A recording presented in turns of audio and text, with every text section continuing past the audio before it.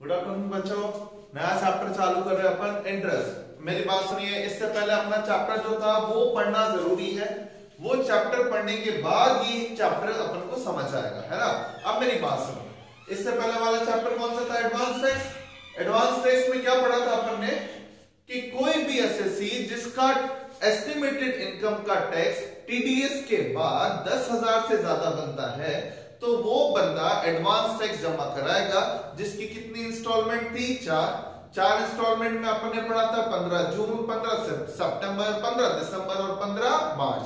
15 जून तक 15%, सितंबर तक 45%, दिसंबर तक 75% और मार्च तक 100% जमा कराएगा।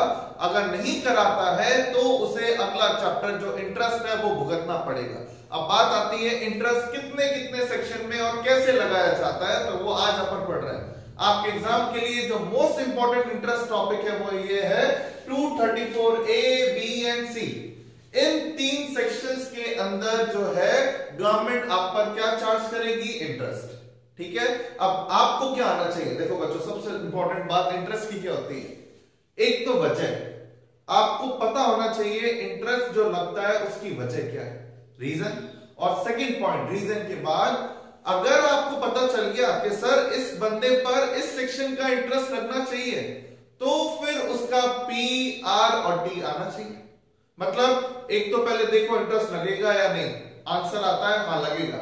लगेगा तो बस क्या करना है? प्रिंसिपल, रेट एंड टाइम तीनों को मल्टीप्लाई किया और इंटरेस्ट आ गया। तो आपको चार चीजें सीखनी है, reason, principal, rate and time.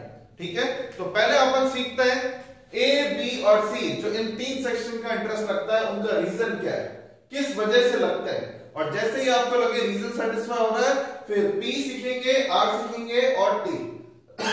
समझ में आ रहा है? तो पहले सुनो, कैसे पता चलेगा आपको 234A का इंटरेस्ट लगेगा? अगर आप देखते हो कि ये बंदा, तो देखो एक और चीज मैं चैप्टर चालू करने से पहले बता दूं, कुछ नहीं रखना है, पूरा लॉजिकल चैप्टर है बच्चों। आप लॉजिकली पढ़ के गए तो फिर उस केस में बहुत अच्छी बात है, आपको कुछ नहीं रखना, आप हाथों हाथ इंटरेस्ट निकाल भी लोगे। ठीक है, तो सुनते जाइए। फर्स्ट पॉइंट, 234A का इंटरेस्ट कब लगेगा? Late filing of return. Return की तारीख क्या होती है बच्चों? आपको पता होगा, असेसमेंट ईयर की 31 जुलाई। अगर आप ऑडिटेड नहीं हो, ऑडिट करवाते हो, तो रिटर्न की डेट क्या होती है? 30 सितंबर। 31 जुलाई या 30 सितंबर जो आने वाला असेसमेंट ईयर है, वहां तक आपने अपना इनकम टैक्स का रिटर्न भरा है या नहीं? अगर रिटर्न भर दिया तो ओके, लेट भरा है तो फिर क्या लगेगा? इंटरेस्ट कौन से सेक्शन का? 234A। तो क्वेश्चन में देखना कि वो बंदा रिटर्न कब भर रहा है। अगर आपके क्वेश्चन में लिखा हुआ रिटर्न भरा सितंबर में भरना था, भरा दिसंबर को, तो आप समझ जाना उसको A का इंटरेस्ट देना है। फिर 234B। 234B क्या कहता है? ये कहता है जो बंदा एडवांस टैक्स टोटल कम पे करेगा। टोटल एडवांस टैक्स कब तक पे हो जाना चाहिए? 15 मार्च तक। दो केसेस में लास्ट डेट क्या है? 31 मार्च। तो एक तरह से 31 मार्च तक एडवांस टैक्स लोग देते रहते हैं। तो 31 मार्च तक, मेरी बात ढंग से समझना, 31 मार्च तक आपको एडवांस टैक्स ₹1,00,000 भरना था, लेकिन आपने कम भरा, तो फिर उस केस में इंटरेस्ट कौन से सेक्शन का लगेगा? 234B। तो जो इंसान अपना एडवांस टैक्स नहीं भरता है, उसको लेट कम भरता है या भरता ही नहीं, नॉन पेमेंट और शॉर्ट पेमेंट, मतलब नहीं भरा या कम भरा, उसको कौन से सेक्शन का इंटरेस्ट लगेगा? 234B का। और अब आप आता है 234C का। आप सोच रहे होंगे रिटर्न लेट भरता है तो A, समझ में आ गया। एडवांस टैक्स लेट पे करता है तो B, समझ में आ गया। तो ये C क्यों बनाया? C क्यों बनाया बच्चों? समझो, लोग क्या होता है बच्चों, बहुत बड़े चालाक होते हैं। 15 जून तक 15% भरने हैं, ठीक है, भरे कितने? 1%, केवल 1%, जबकि भरना कितना था? 15 सितंबर तक 45 भरना था, 1% और भर के कह दिया 2% भर दिए। भरने थे 45, भरे 2। 15 दिसंबर तक 75 भरने थे, लेकिन 3% ही भरा। ठीक है, और 15 मार्च को 100% भरने थे, यह आके पूरे 100 भर दिए। समझ रहे हो चालाकी? चालाकी क्या है बच्चों? एक बंदे को पता है कि 15 मार्च तक 100% भरने होते हैं, तो 15 मार्च तक भर दिया ना 100, अब लगेगा ही नहीं इंटरेस्ट 234B का। तो अब वो 234B से बच गया, लेकिन गवर्नमेंट ने समझ लिया इस बंदे ने हमें बेवकूफ बना दिया, ये इंस्टॉलमेंट उसी के लिए तो थी और इंस्टॉलमेंट तो भरी कम, लास्ट में आते आते एकदम एक साथ भर दिया। तो गवर्नमेंट ने कहा इस चालाकी को रोकने के लिए बनाया 234C। 234C और B में आपको जब पढ़ के देख के एक बार आपको लगेगा कि सर दोनों एक ही वजह से तो लग रहे हैं, वजह एक है लेकिन टाइम अलग अलग है। देखो इसकी वजह है इंस्टॉलमेंट अगर आप कम पे करते हो या नहीं भरते, और इसकी वजह क्या है अगर आप टोटल एडवांस टैक्स। ये फोकस करता है 15 मार्च पर और ये फोकस करता है हर इंस्टॉलमेंट पर। अगर आप इंस्टॉलमेंट कम पे करोगे तो C, टोटल कम पे करोगे तो B, और रिटर्न लेट भरोगे तो 234A। और अगर कोई बंदा रिटर्न लेट भरता है, टोटल एडवांस टैक्स भी लेट भरता है, तो फिर उसको A और B का लगेगा, लेकिन इंस्टॉलमेंट उसने टाइम पे भरी तो C का नहीं लगेगा। इंस्टॉलमेंट टाइम पे भरी है, रिटर्न लेट भरा है, तो केवल 234A का लगेगा। समझ पा रहा है? तो इस तरीके से चलता है। क्लियर? अब बात आती है प्रिंसिपल। अब जब रीजन सेटिस्फाई हो ही गया है तो प्रिंसिपल, रेट एंड टाइम, क्योंकि अपन को सबसे अच्छी बात है सिंपल इंटरेस्ट फॉर्मूले से इंटरेस्ट कैलकुलेट करना है। तो सिंपल इंटरेस्ट क्या होता है? P into R into T। तो अब अपन बच्चों सीखते हैं A के लिए, B के लिए और C के लिए प्रिंसिपल मतलब क्या है, फिर अपन रेट मतलब सीखेंगे और फिर टाइम मतलब। प्रिंसिपल पे आप देखो बच्चों, बहुत सीधी सादी बात यह है, आपने मुझे 2 लाख रुपए उधार दिया। आज आपने मुझे 2 लाख रुपए उधार दिए और आपने बोला सर 2 महीने तक चुका देना, कोई ब्याज नहीं है, आपको 2 महीने का टाइम है। इन 2 महीनों में मैंने 60,000 रुपए चुका दिए, तो अब आप मुझसे इंटरेस्ट किस पे लोगे? 2 महीने में जो मैंने पैसे चुका दिए उसको लेस करने के बाद जो बैलेंस बच गया उस पर। मेरी बात समझ में आ रही है ना? सिंपल सी बात ये है बच्चों, कंफ्यूज नहीं होना है। उसके लिए मैं एक बात बता दूं, आप पढ़ के देखो कि ये बंदा इंटरेस्ट देगा या नहीं। हाँ देगा, इससे गलती हुई है तो याद रखना इंटरेस्ट उसी अमाउंट पर लगता है जो पैसे गवर्नमेंट को आपने नहीं भरे। अब बात आती है नहीं भरे तो कब नहीं भरे? जिस दिन से इंटरेस्ट लेना चालू होना चाहिए। मेरी बात समझना, मैं बहुत प्रैक्टिकल बात बता रहा हूं बच्चों, समझिएगा। आप मुझको 2 लाख रुपए उधार देते हो 3 महीनों के लिए, तो फिर अब आप इंटरेस्ट कौन से अमाउंट पे लोगे? 3 महीने गुजरने के बाद जितने पैसे बाकी है। तो जो टाइम आप मुझे देते हो उस टाइम पे मैं जो चुका दूं उस पे कभी इंटरेस्ट नहीं लगता।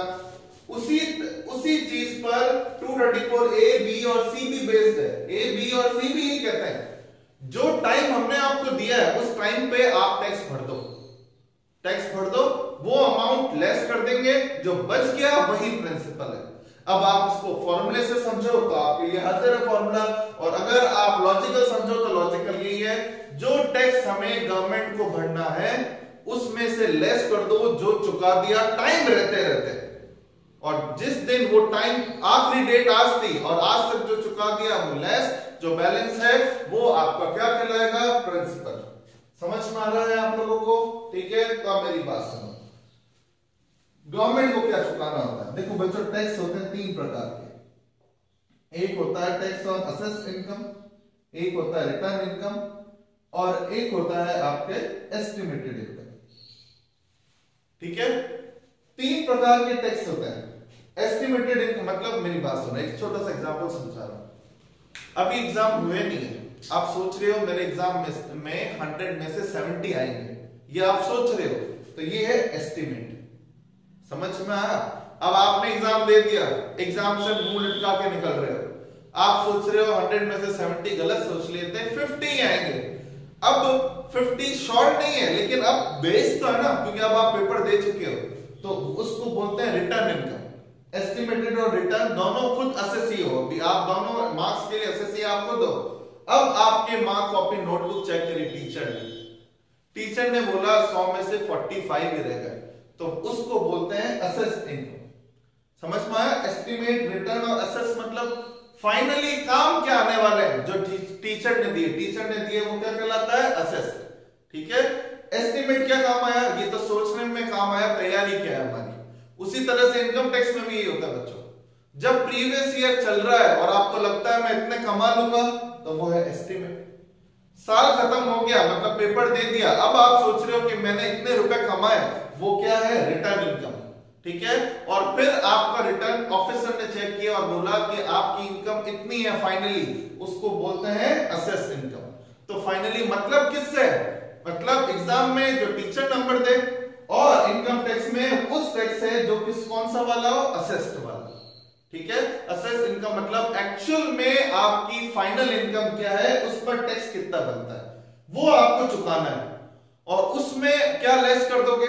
जो आपने आज तक टाइम रहते हुए चुका दिया। ये जो इतनी मैं पूरा भाषण दे रहा हूं बच्चों, ये इसलिए समझाने के लिए दे रहा हूं कि आप रटो नहीं, वरना लास्ट तो आपको फॉर्मूला है रटना ही है। वरना जो रटना नहीं चाहता वो लॉजिकली समझे, जो टैक्स हमारा बनता है, कौन सा टैक्स बनता है? असेस्ड वाला।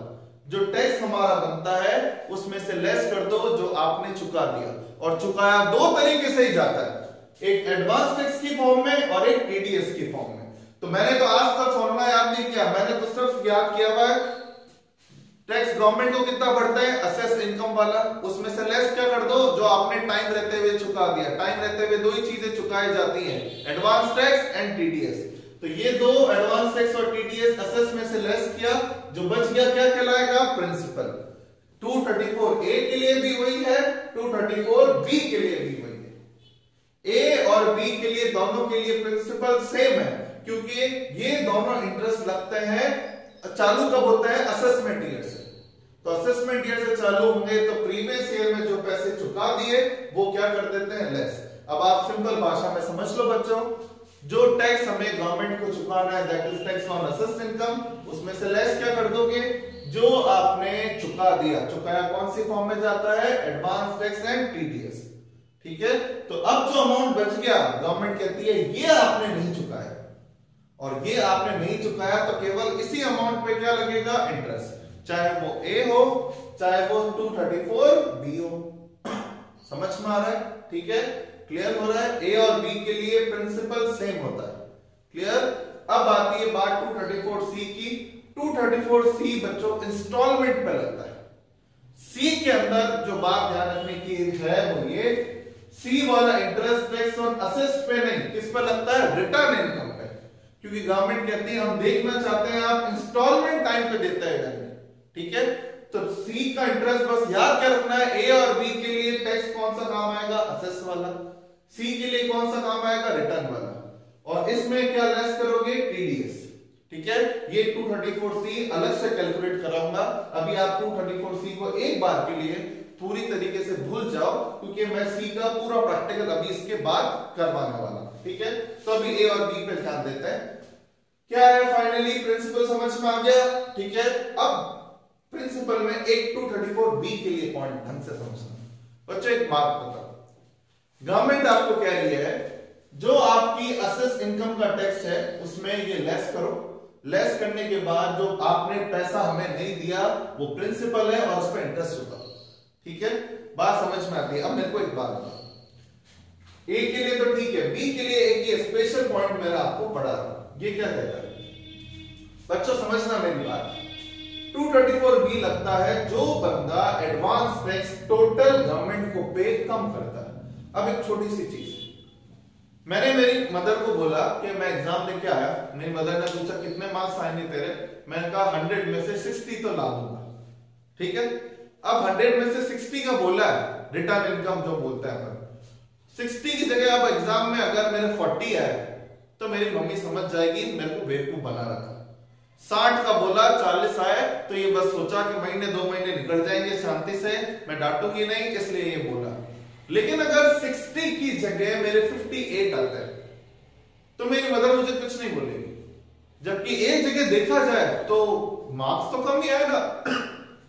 बोला था 60, आए कितने? 58, तो मार्क्स 2 मार्क्स कम आए, लेकिन मदर बुरा नहीं मान रही। समझ रहे हो मेरी बात?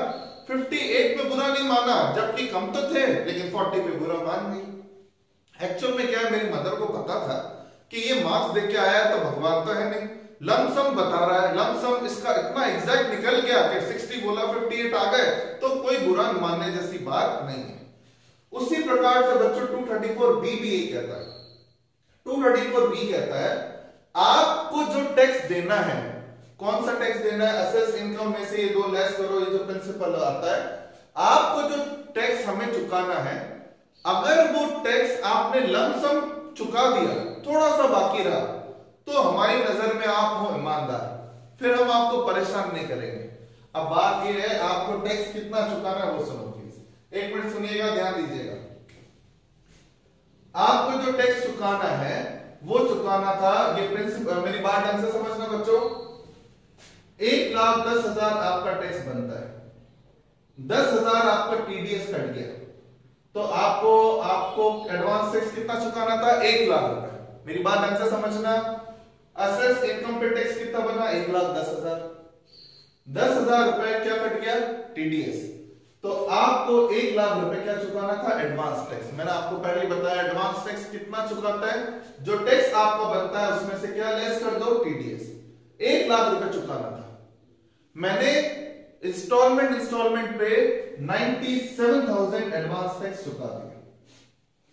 कितने कम चुका है, 3,000, मतलब ये प्रिंसिपल जो आ रहा है वो केवल आ रहा है 3,000। गवर्नमेंट कहती है तूने 3,000 कम चुका है, इंटरेस्ट ला।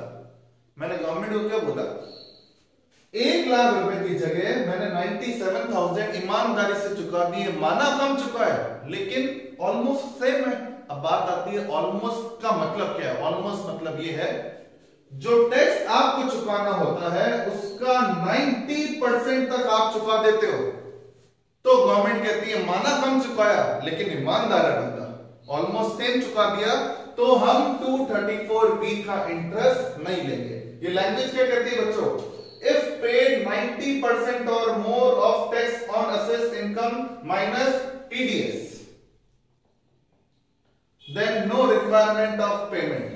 समझ में आया, मतलब अगर कोई बंदा अपनी असेस्ड इनकम में से टीडीएस लेस करने के बाद जो टैक्स उसका बन रहा है वो टैक्स का 90% उसने एडवांस टैक्स की फॉर्म में जमा करा दिया, तो गवर्नमेंट कहती है हम आपसे इंटरेस्ट नहीं लेंगे, क्योंकि जो बंदा खुद ही चलाकर जो टैक्स उसको एक्चुअल में देना चाहिए था उसका 90% भी दे देता है, तो वो हमारी नजर में बुरा नहीं है।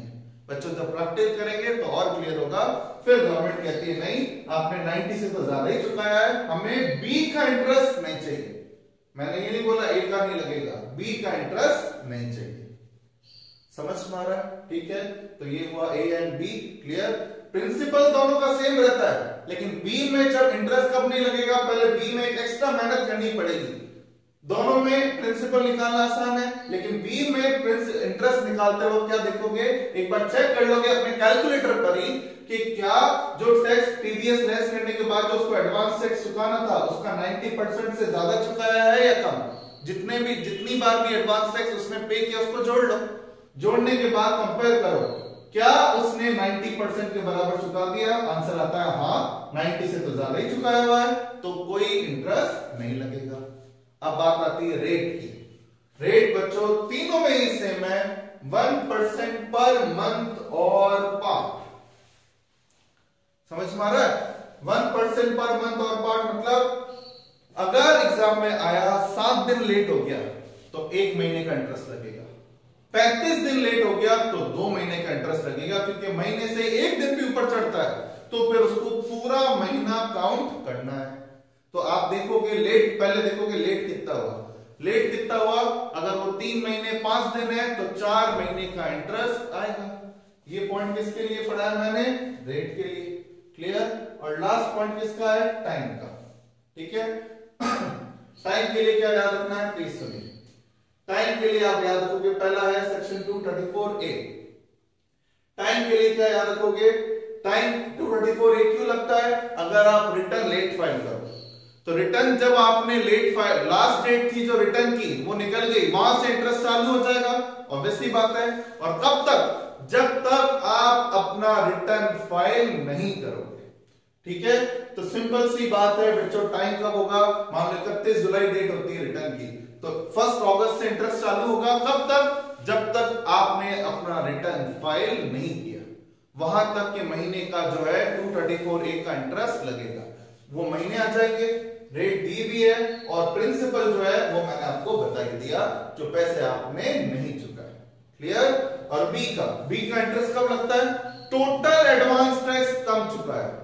टोटल एडवांस टैक्स कब तक भरते हैं? 31 मार्च तक। तो 31 मार्च का अगला दिन 1 अप्रैल। तो बी का इंटरेस्ट मैं लॉजिकली आपको समझाने की कोशिश कर रहा हूं, 1 अप्रैल से चालू होगा असेसमेंट ईयर के, और क्लोज कब होगा? जब तक सरकार द्वारा आपका क्या पास नहीं हो जाए? Assessment order. यहां बच्चे गलती करते हैं कई बार, उनको लगता है सर जब तक पेमेंट नहीं किया, होना चाहिए था वैसे तो, लेकिन गवर्नमेंट की लैंग्वेज ये है जब तक आपका ऑर्डर पास नहीं हुआ। ऑर्डर कौन पास करता है? ऑफिसर। तो 1 अप्रैल से चालू करोगे और असेसमेंट ऑर्डर जब तक पास नहीं किया तब तक का इंटरेस्ट कहां पे लगेगा? 234B का। ठीक है, प्रिंसिपल सेम रहेगा, लेकिन प्रिंसिपल में एक बात याद रखनी है, वैल्यू जो आएगी प्रिंसिपल की, नॉट फॉर इंटरेस्ट और अदर।